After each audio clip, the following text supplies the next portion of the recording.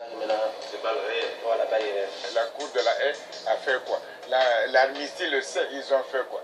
L'Europe, soi-disant humaniste, ils ont fait quoi? On tue à bout portant les Espagnols, tue à bout portant les immigrants sur les îles Canaries. Quelques-uns échappent, ils disent oui, il y a eu des rescapés,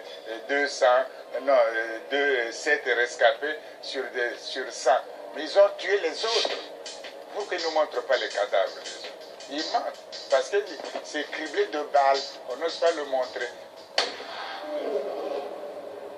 Les gouvernements n'agissent pas pour leur peuple, ils deviennent aujourd'hui les policiers des puissances étrangères qui les commandent à garder les peuples comme en tout cas des animaux, à leur barrer leurs propres frontières, à fermer leurs propres portes pour que les gens ne vivent pas, alors que l'immigration n'est interdite dans aucun règlement du monde, dans aucun droit du monde, tout le monde doit circuler librement.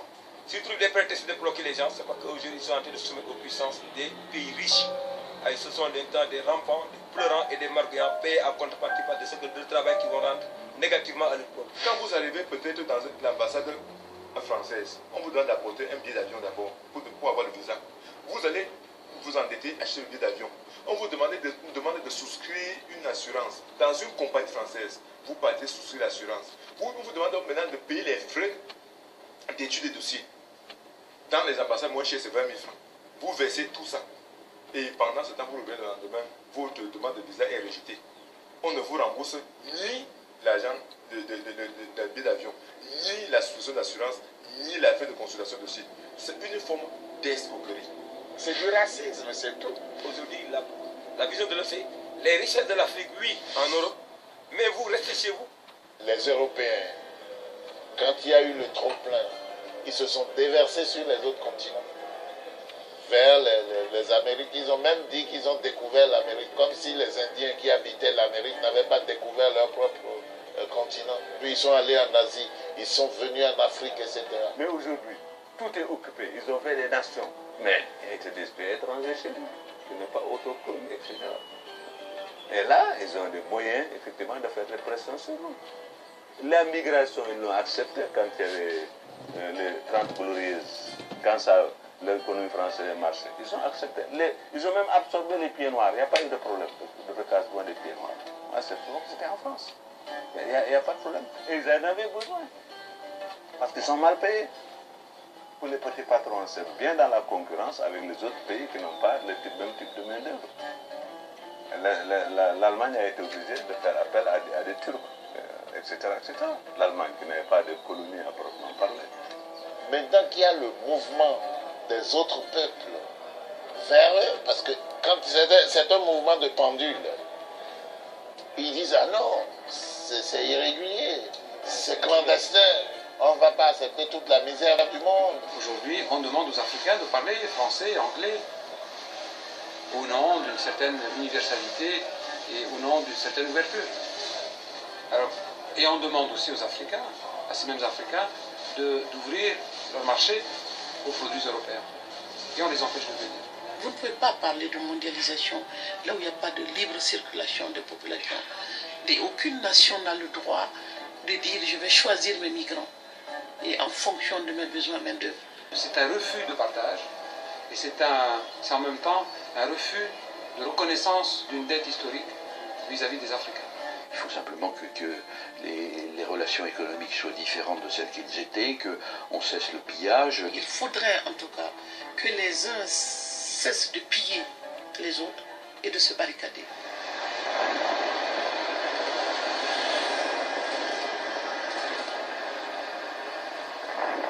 Qu'on soit congolais, de la République démocratique du Congo, du Cameroun, de Sierra Leone, de Nigeria, tout ça, c'est la même souffrance. La faim tue plus que le sida, la tuberculose et la malaria brille. Cette situation qui est tout simplement horrible n'a rien de surprenant lorsqu'on sait que depuis plus de 3 décennies, l'Afrique est sous le rouleau compresseur de la globalisation, l'ouverture forcée à un marché déloyal. Plus les autres régions se développent, plus l'Afrique recule. C'est ça. Maintenant, on ne parle même plus de développement, on dit lutte contre la pauvreté. C'est-à-dire que nous sommes allés de mal en pis en quelque sorte. La seule faute qu'on ne pardonne pas, que ne pardonne pas notre monde contemporain, c'est la faiblesse. Si vous êtes faible, vous ne pouvez pas avoir la vérité, vous ne pouvez pas avoir la justice, vous ne pouvez pas avoir l'équité. Si vous êtes fort, on vous pardonne vos fautes. On vous pardonne vos fautes, on vous pardonne vos mauvais choix idéologiques. Ce n'est pas parce que des pays très forts, comme la Chine ou je ne sais pas quel autre pays, comme la Corée du Nord, aujourd'hui, n'ont pas les mêmes choix idéologiques que les États-Unis, que pour autant elle n'est pas respectée, ces pays ne sont pas respectés. Quels sont les dirigeants qui sont en mesure aujourd'hui de nous garantir une vie digne? Effectivement, aujourd'hui, il n'y a pas de Kwame Nkrumah, il n'y a pas de Thomas Sankara, il n'y a pas encore de Patrice Lumumba. Pourquoi? Les politiciens, souvent, ils se distinguent par leur manque d'ambition. Leur seule ambition, c'est être au pouvoir. On a des leaders qui sont là pour leur personne, qui ne sont pas là pour un idéal. L'engagement qu'ils ont pris au moment des élections, est-ce qu'ils les respectent? Ils sont là pour leurs intérêts personnels, ils sont là pour tirer tous les avantages qu'ils peuvent et aussi possible en partant, laisser quelqu'un qui va assurer les arrières. Parce que l'enfant du président doit être président, l'enfant du paysan doit rester paysan. Ce n'est pas spécifique à un pays, c'est général maintenant sur le continent. C'est ça qui est malheureux. Des pays qui avaient une expérience démocratique, qui ont vécu autre chose, qui sont revenus à la démocratie, je parle du Niger où on se trouve aujourd'hui. Ils sont en train de parler d'un troisième mandat pour le président Tandian aujourd'hui, ce qui est un recul démocratique. Le contre-pouvoir consiste à dire pousse-toi que je m'y mette. C'est juste le pouvoir pour le pouvoir, mais non pas le pouvoir pour des alternatives susceptibles de garantir au plus grand nombre, notamment les jeunes, un emploi décent. J'ai envoyé un qui était pour moi le parfait, c'est Thomas Sankara, qui représentait le leader africain dans toute sa splendeur, proche du peuple avec un discours révolutionnaire. C'est un petit peu les latino-américains aujourd'hui. Là. Mais nous, on n'a pas ça en Afrique. Aujourd'hui, le leadership, on est en train de le construire le Forum socio-africain, où on pense qu'on va construire des voix, qu'on va construire des visages qui vont dire non au rapport nord-sud tel qu'ils existent. C'est nos représentants, ce n'est même pas nos dirigeants. Quand le mot dirigeant est là, ce n'est pas lui qui me réveille le matin, ce n'est pas lui qui doit manger, ce n'est pas lui qui ne me fait rien. Il est seulement là, je l'ai mis là, c'est mon mandataire et c'est moi le mandat. Il doit agir conformément à ce que je veux, conformément à ce que je veux, sinon les clauses du mandat sont interrompues. C'est cette rupture de confiance entre les dirigeants, entre l'élite et les sociétés africaines, à mon avis, qui est à la base de la contre-productivité et la contre-performance des sociétés africaines face à leur développement, face à leur bien-être et à leur indépendance par rapport au reste du monde. Donc il y a là cette cassure, une fêlure entre l'élite et le corps social. Le grand drame du continent aujourd'hui, c'est que l'élite africaine, elle continue en fait à reproduire le modèle occidental. Il faut aussi que dans ce domaine, les responsables africains aient une stratégie de développement, une politique à long terme, et ne se contentent pas de quémander l'aide, quitte pour certains à le détourner, ou au contraire de demander aux grands organismes internationaux ce qu'ils doivent penser du développement de leur pays. C'est à eux, à l'Afrique, à s'en saisir et à le dire. Pour cela, il faut des gens compétents, intelligents et honnêtes. Une fois élus, ils n'ont d'oreille que pour l'Europe, la Banque mondiale et le G8. Et il semble beaucoup plus important pour eux d'être un bon élève du FMI et de la Banque mondiale que d'être perçus et jugés par leur propre peuple comme de véritables alliés. Et nous voulons aujourd'hui des gens qui aiment l'Afrique. Ces chefs d'État sont pris en otage par l'Occident. Aucun pays ne peut prétendre aujourd'hui qu'il ne soit pas lié, qu'il ne soit pas soumis à des pressions internationales, soit de la part de certains pays, ou soit de la part de certaines institutions financières internationales, pour définir et conduire, mettre en œuvre les politiques que ces soi-disant partenaires ou soi-disant institutions financières veulent que ces élites mettent en place. Nous avons deux faunes qu'il faut liquider ici. C'est le singe qui imite et le perroquet qui répète. Tant que nous ne les liquiderons pas, nous n'avancerons pas, parce que nous ne serons pas créateurs. À leur décharge, même s'ils le voulaient, et le FMI et la Banque mondiale diraient, et pour des raisons de gestion rationnelle des économies, la masse salariale ne doit pas dépasser tel montant, et vous êtes obligé de vous ouvrir, et parce que seule la compétition peut vous sortir de l'ornière. Ou d'ici, il y a tant de chômage, c'est parce que vous n'avez pas suffisamment appliqué à la lettre, en tout cas, les instructions qui vous ont été données, et privatisez ceci, faites cela, entrez par là, sortez par là. Et moi, je crois que l'Europe et l'Afrique sont rattrapées par leurs propres mensonges. Tous les dirigeants comme Thomas Sankara, comme Patrice Lumumba, comme Kwame Nkrumah, on venait mentir sur eux à la télévision et le peuple disait « Ah oui, c'est vrai que... » Alors que la réalité, c'est qu'ils ont été assassinés parce qu'ils refusaient de prendre nos richesses. La réalité, ils ont été assassinés parce qu'ils ont refusé de se mettre à genoux devant l'homme blanc, devant le système occidental. Les Africains ne peuvent pas décider sur leurs intérêts. Décider selon les intérêts africains devient que l'Occident se fâche pour ça. Il devrait être heureux. Un chef d'État africain qui décide en faveur des intérêts africains. Cela devient un crime pour l'Occident. Donc un chef d'État qui détruit l'Afrique, voilà ce qu'il supporte. Mais un chef d'État ou un pouvoir africain qui défend les intérêts africains, ils sont contre ça. Nous préférons la liberté dans la pauvreté à l'opulence dans l'esclavage. Malheureusement, au moment des indépendances, on n'a peut-être pas fait les ruptures qu'il fallait pour rompre tous les liens qui aliénaient l'évolution du pays, le développement du pays, aussi bien sur le plan économique que sur le plan social. Il y a les deux tendances pour l'indépendance, ceux qui ont véritablement pris leur indépendance et ceux qui ont négocié leur indépendance. Je crois que c'était la différence entre Sékou Touré et d'autres chefs d'État que je ne nommerai pas par principe. L'ancien colonisateur n'a pas lâché prise. Le système colonial est fini, mais le néocolonialisme est venu, c'est-à-dire qu'on a recolonisé par les capitaux d'une autre manière. On n'est pas du tout indépendant.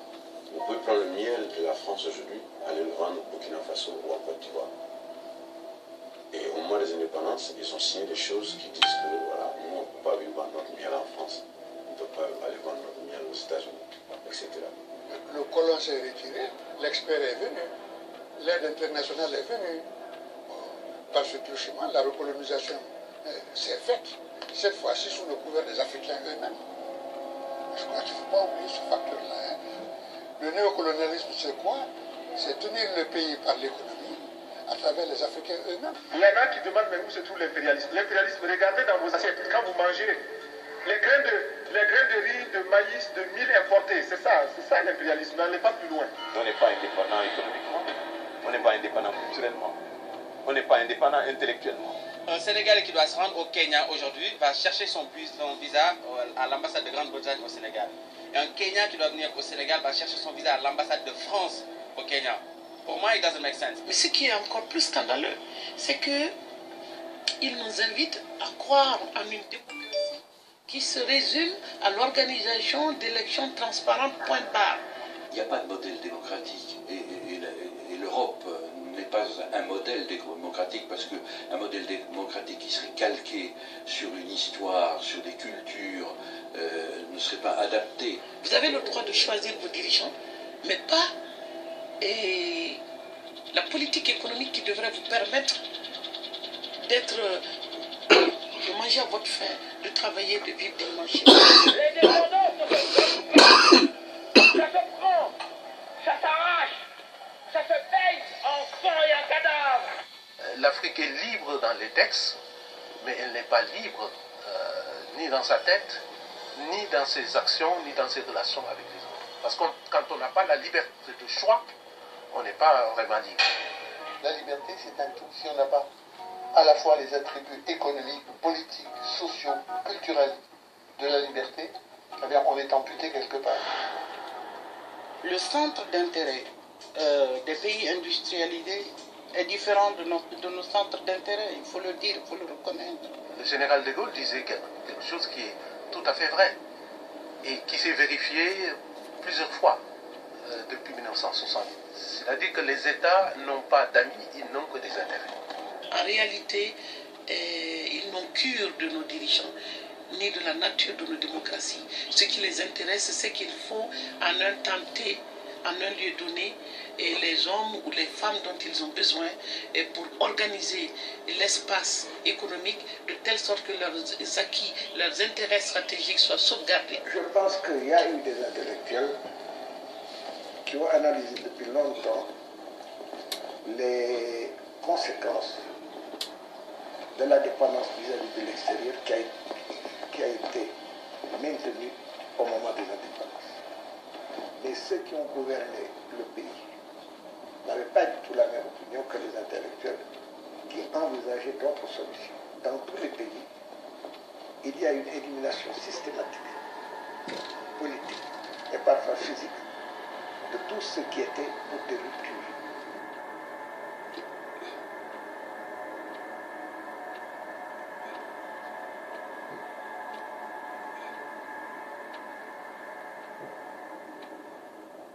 Le jour où on ne sera plus libéré, mais libre, je considérerais véritablement qu'on a continué l'histoire commencée par nos ancêtres, qu'on a pris cette indépendance et qu'on a respecté les rêves qu'ils avaient pour un avenir meilleur pour nos enfants. Nommez-moi, citez-moi un seul pays dans le monde que la Banque mondiale et le Fonds monétaire international ont sauvé de la misère, ont développé. Quel pays? C'était un goulot d'étranglement. On a imposé aux pays africains des règles qui ont empêché le développement et qui ont créé des crises sociales terribles.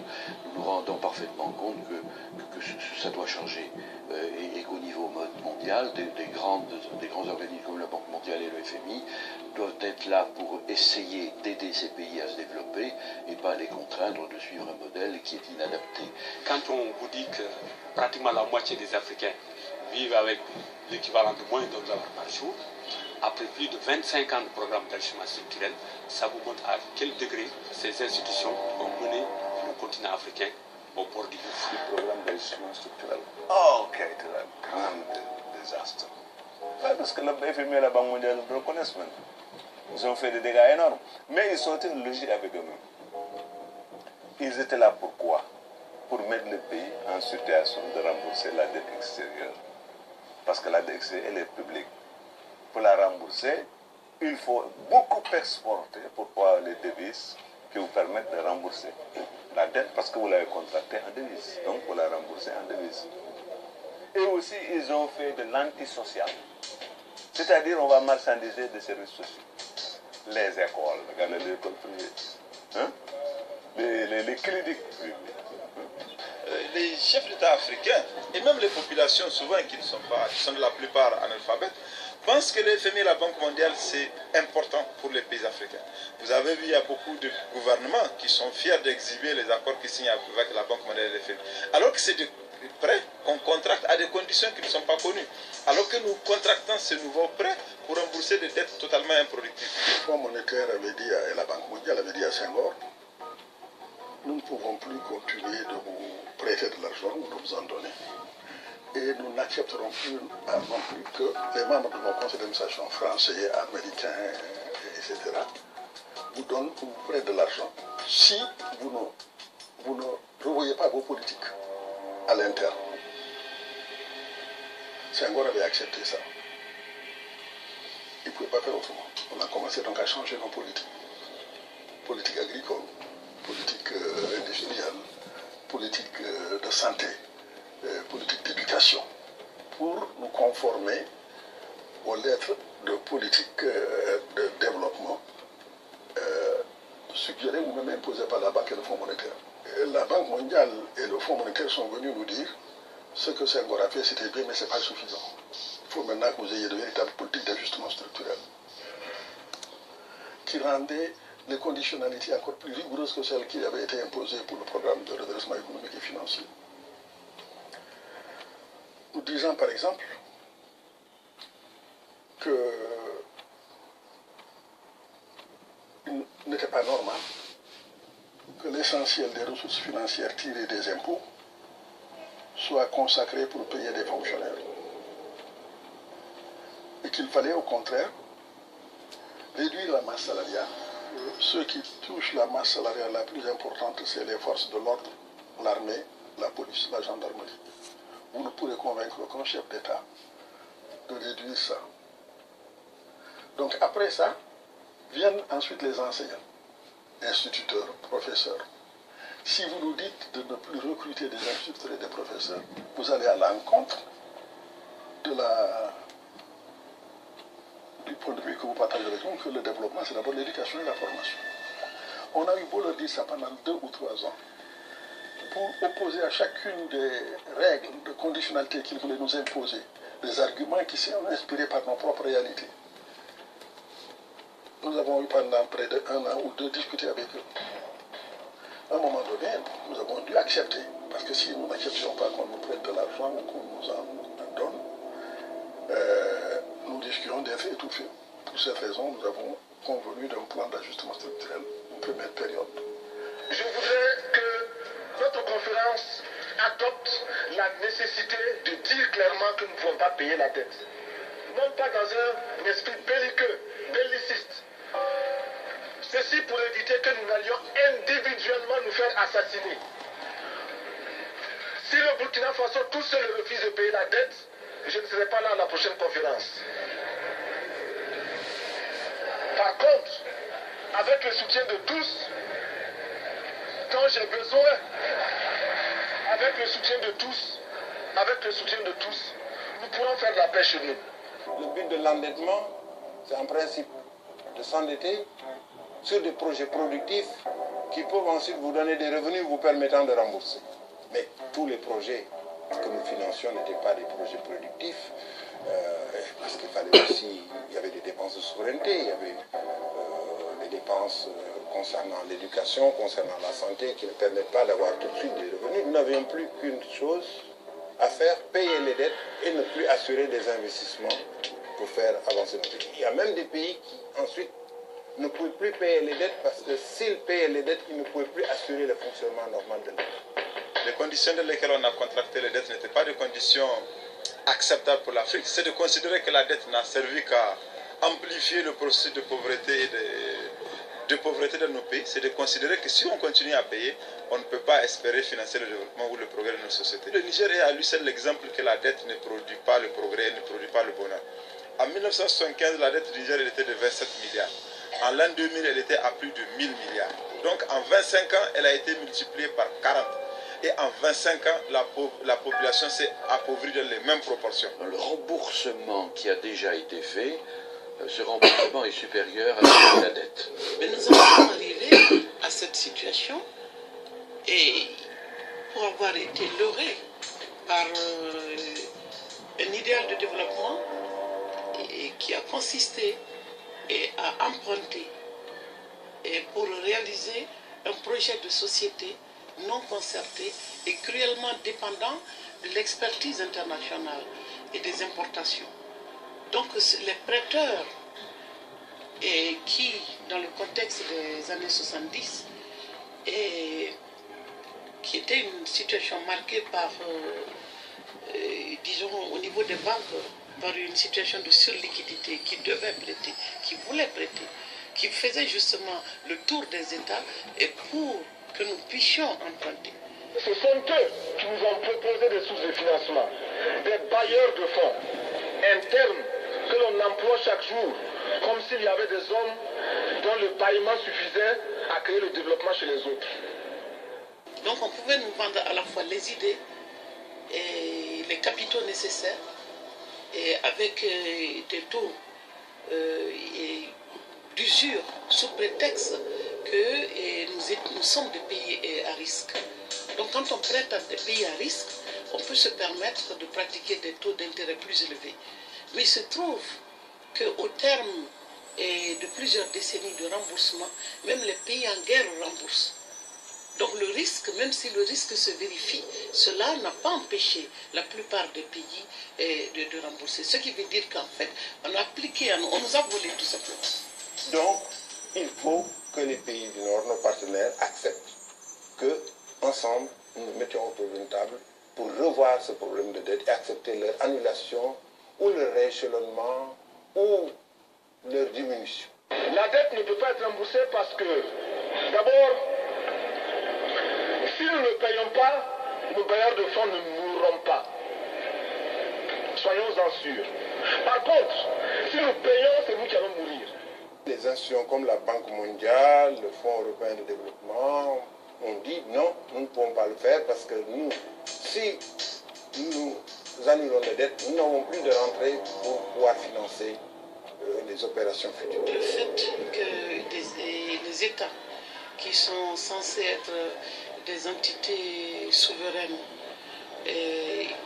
soient endettés au point d'en perdre leur capacité de penser et de décider par eux-mêmes est surréaliste du point de vue de l'homme de la rue.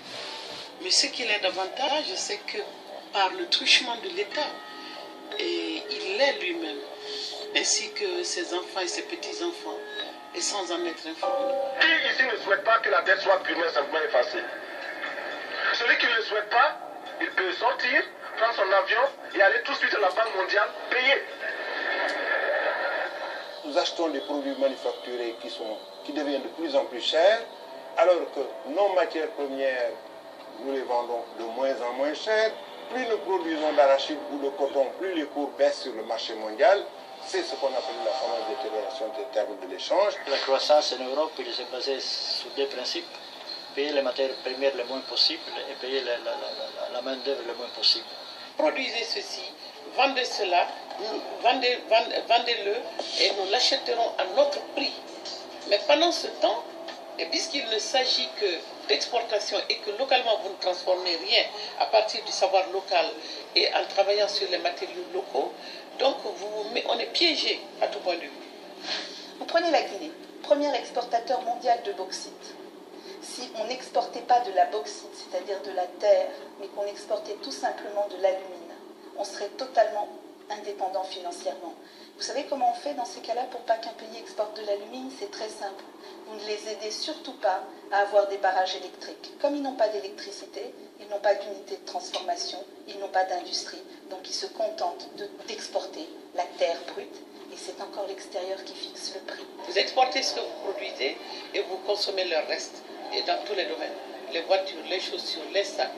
Nous avons toutes les matières premières dont les pays occidentaux ont besoin pour continuer le développement. L'Afrique est un paradoxe historique. Continent très très riche par ses matières premières et son potentiel humain.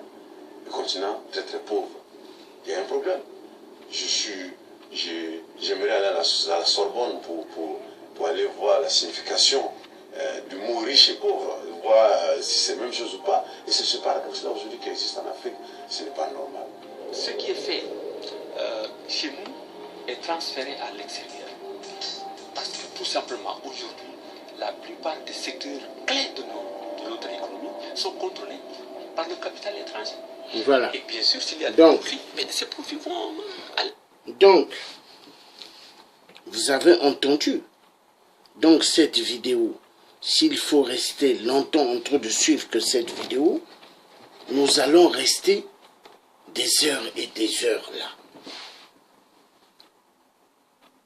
Il y a un problème qui devrait être revu vis-à-vis de la fameuse dette.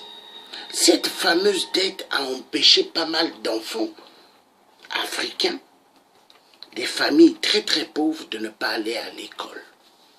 C'est pas normal. C'est un crime. L'esclavagisme, un grand crime. Empêcher les enfants qu'ils n'aillent pas aller à l'école en Afrique est un grand crime encore. Tout ça pourquoi? À cause du FMI de merde. Le FMI de merde. Qui est derrière le FMI de merde? Les Occidentaux 666, tous des reptiliens. Oui, des reptiliens. Peuple africain, il est temps qu'aujourd'hui, nous sortons du gouffre du mensonge. Ne soyons plus des êtres qui devront être assistés par les enfoirés de merde, les Occidentaux de merde menteurs. Il faut que nous sortons du gouffre. Il y en a marre. Il y en a marre que le peuple africain soit pris en otage. Il y en a marre. Ce documentaire-là, je vais le garder. Prochainement, je ferai une vidéo où je mettrai tout le long de ce documentaire pour que les gens le suivent. Parce que c'est intéressant pour réveiller les consciences endormies. Oui, très intéressant. Maintenant, je vais aller à la clôture de mon direct. Clôture de mon direct. Je vais aller à la fin parce que je suis resté longtemps. Il faut que je pense à me préparer pour aller tout à l'heure à la marche qui est très très importante. Oui, très importante. Donc, vous avez bien suivi tout ce que j'ai dit. Et donc, nous allons sortir du gouffre. Mais il faut que nous soyons tous unis. Nous voulons combattre le bateau Titanic des envahisseurs des Occidentaux. Nous devons être tous ensemble. Si nous ne sommes pas tous ensemble, ça va être dur. Mais si nous sommes tous ensemble, ça ira mieux. Ça ira mieux parce que nous avons besoin de sortir de la bêtise. Oui, nous avons besoin de sortir de la bêtise. Donc, peuple africain, ne perdons pas espoir, mais soyons forts, car nous réussirons à sortir du gouffre. Que Dieu le Père nous aide, que les ancêtres bantous, nos parents, nous aident pour sortir du gouffre, car nous méritons de sortir du gouffre. Il y en a marre de continuer à souffrir. Oui, il y en a marre. Voilà, c'est la fin. Est-ce que nous devons continuer toujours à compter sur le FMI? Le FMI est une grande mafia. Pour appauvrir le peuple africain. Sortons de la bêtise, peuple africain. Mes frères, mes sœurs, nous qui vivons dans les pays occidentaux, ouvrons grandement les yeux. Est-ce que nous continuerons toujours à baisser nos pantalons afin que les Occidentaux nous écrasent? Niet. Femmes africaines, vivons en Europe, vivons aux États-Unis, sortez de la bêtise, peuple africain, sortons tous de l'imbécilité. L'homme blanc, l'homme occidental, les hommes politiques, femmes politiques, tous des menteurs et menteuses. Prenons conscience. Si nous ne prenons pas conscience maintenant, l'Afrique va disparaître. La vérité doit être dite.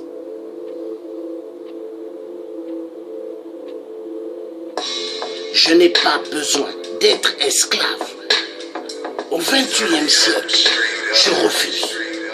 Je n'ai pas besoin d'être l'esclave d'un système du fric et fric. Les Occidentaux nous ont tellement volé et nous massacrent et continuent à nous massacrer. Il y en a marre. Il y en a marre. Peuple africain, jusqu'à quand continuerons-nous à être des imbéciles, des tarés? L'Europe massacre immensement. La France-Afrique, un grand virus plus dangereux qu'un Ebola. Emmanuel Macron, le plus grand menteur, il nous a tous entubés, menti. Continuerons-nous à suivre les jeux de la France? Je dis niet.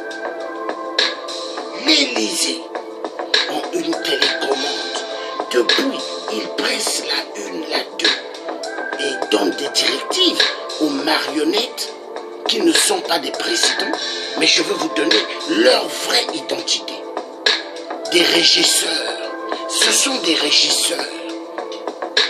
Les dictateurs africains, tous des régisseurs. ils travaillent. C'est des régisseurs, ils travaillent pour les Occidentaux. 666. Le malheur de notre continent, l'Afrique. L'Afrique est immensement riche. Mais pourquoi les peuples devront-ils souffrir? Je n'admets pas. J'en ai marre. Mais qu'est-ce qui ne va plus? J'en ai marre.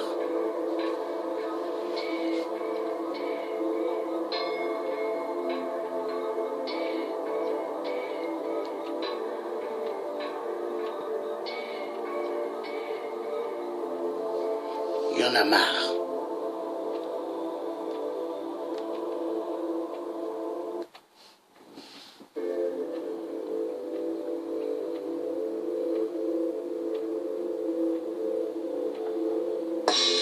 Pendant ce temps, quand les migrants viennent en Europe, ils disent l'Espagne, la France, l'Italie, ces enfoirés de merde.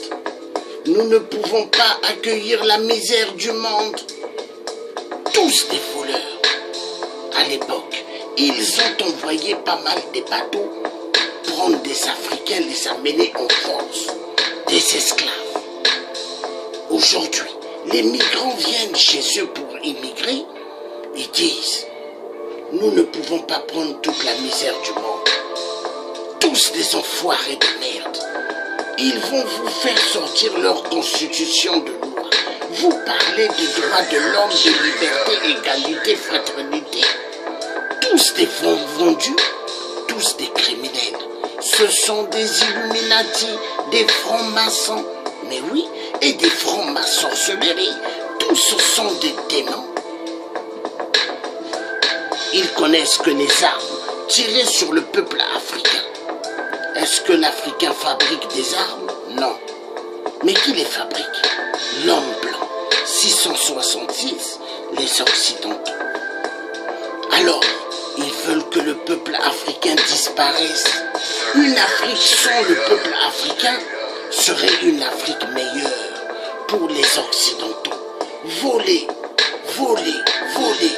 Ils aiment le vol. Oui, même Donald Trump, il aime le vol. Est-ce que Donald Trump a dégagé les dictateurs comme il l'avait dit? Non. Pourquoi?